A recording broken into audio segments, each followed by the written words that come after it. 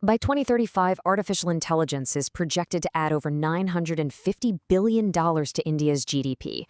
I mean, just let that number sink in for a second, right? That is massive. We're literally watching a multi-year structural tailwind completely reshape an entire economy. And today, we're looking directly at the actual companies building that exact future. Welcome to this explainer. Let's dive right into the hard numbers and check out the specific innovators driving this whole transformation right now in 2026.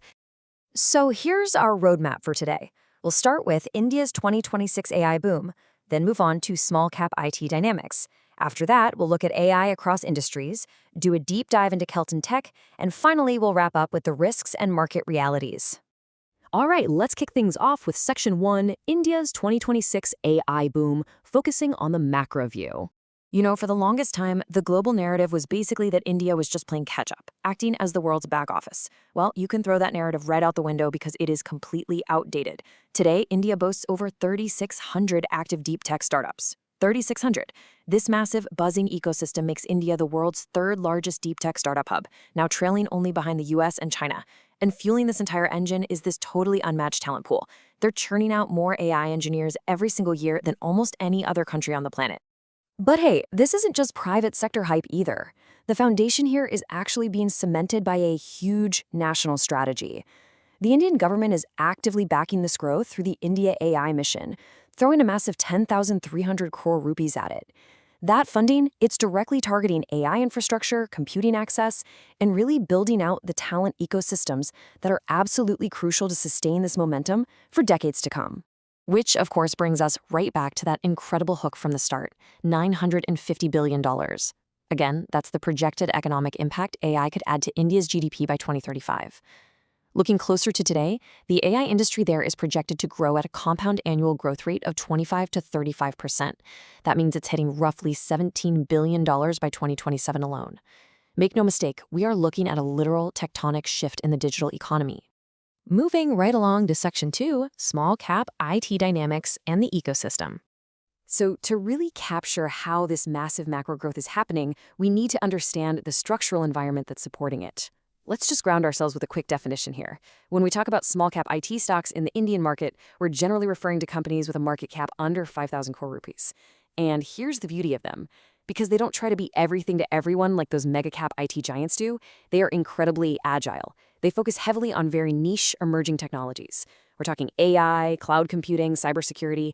This tight specialization gives them a uniquely high growth potential, though, as you'll see a bit later on, it definitely comes with higher volatility. Now, what's genuinely fueling this specific sector right now are the structural updates we saw in the Union Budget 26-27. The government stepped in and introduced a uniform 15.5% safe harbor margin specifically for IT services. Plus, they drastically expanded the eligibility threshold, bumping it all the way from 300 crore up to 2,000 crore rupees. This is a game changer because it provides massive regulatory certainty for these growing firms. On top of that, they granted a tax holiday all the way out to 2047 for foreign companies providing global cloud services if they use India-based data centers.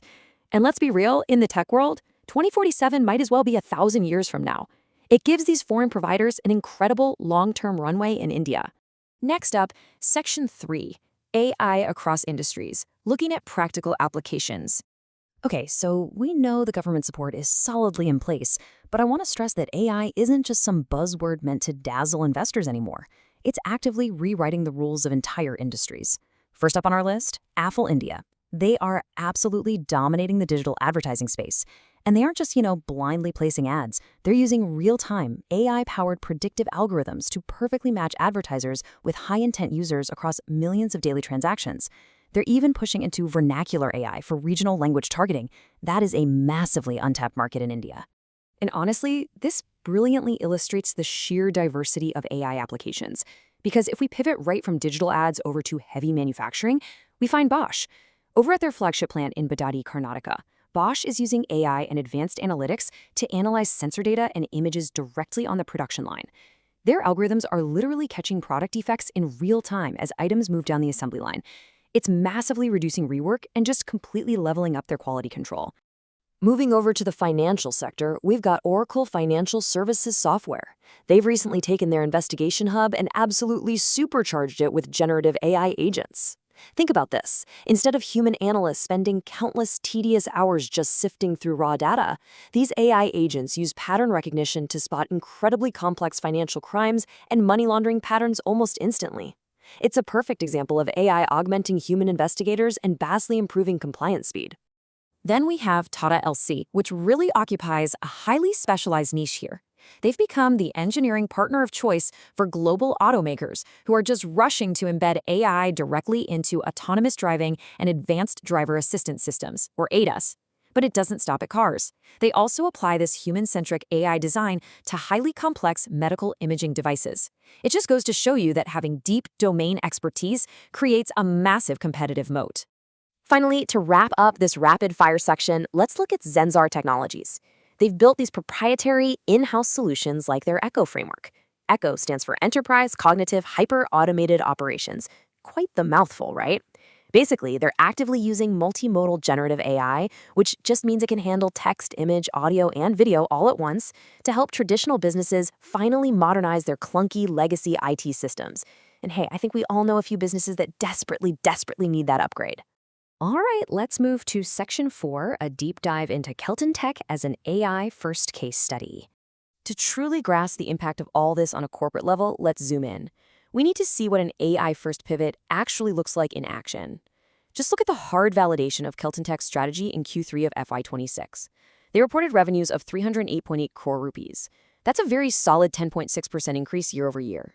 But you really have to look at their bottom line. Their profit after tax, or PAT, surged a really impressive 22% year over year, hitting 25.5 crore, while their EBITDA came in at 39.7 crore. So these aren't just some theoretical pie-in-the-sky AI gains we're talking about. This is real, measurable, accelerating success in capturing actual market share. So how exactly did they pull this off? Well, by executing 3 highly specific strategic moves. First off, they launched their proprietary Kelton Agentic AI platform, which they call K. Second, they successfully acquired Komori Technologies. Komori is a specialist in ServiceNow solutions, and that acquisition allowed Kelton to start delivering truly scalable automation directly to Fortune 500 clients. And third, they went out and earned the highly coveted Microsoft Solutions Partner designation across 3 core pillars. That last move is huge. It unlocks massive co-selling opportunities and gives them early access to emerging cloud tech. I actually want to pause for a second, specifically on their KI platform, because honestly, this is where the AI rubber really meets the road. KI is not just your simple, basic task automation. It actually synthesizes agents that are capable of real-time cognition and adaptation. For their enterprise clients, the early engagements are showing up to a 90% faster go-to-market, 90%, and a staggering 60 to 70% lower cost per creative. I mean, it perfectly demonstrates the massive, tangible productivity gains an AI-first strategy can deliver straight to an enterprise's bottom line. That brings us to our final section, Section 5, Risks and Market Realities, because we need the full picture here. Now, as much as we all absolutely love the innovation we just looked at, it's my job in this explainer to give you the complete picture. When you're looking at small-cap IT stocks, you're always weighing this incredibly delicate balance. On one side, sure, the benefits are crystal clear. You have much higher growth potential, and you get a front-row seat to some really intense disruptive innovation. But on the exact opposite side of that coin, the risks are heavily magnified. These stocks can suffer from high price volatility. They can face potential liquidity issues just because of lower trading volumes. And of course, they face intense competition from those massive multi-billion-dollar IT giants who, quite frankly, have endless resources to play catch-up. So the absolutely crucial point here is understanding the on-the-ground market realities. First off, despite all the media hype, many enterprise clients are actually still in the very early stages of AI readiness. Their internal data simply isn't clean or ready for integration yet. It's just a fact. Second, there is intense margin pressure. Think about it. Because AI creates such incredible efficiencies, clients are actively turning around and demanding a share of those exact cost savings. Paradoxically, that can actually squeeze the profit margins of the very IT service providers delivering the tech. And finally, there's the undeniable reality that, over time, these currently highly premium AI skills are going to face eventual commoditization across the global market. It always happens.